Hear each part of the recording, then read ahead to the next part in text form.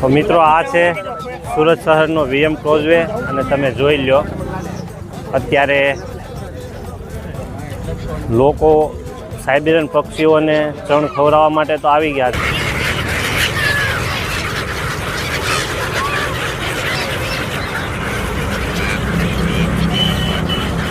જો ક્રિસમસનો સમય ચાલે છે અને અહીંયા સાન્તાક્લોઝ અંકલ બાળકોને ચોકલેટ આપી અને મનોરંજન કરાવી રહ્યા છે. જો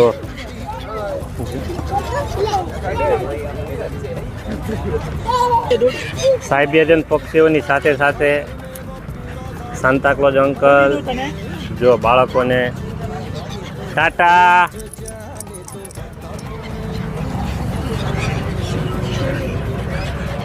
ભારત માતા કી.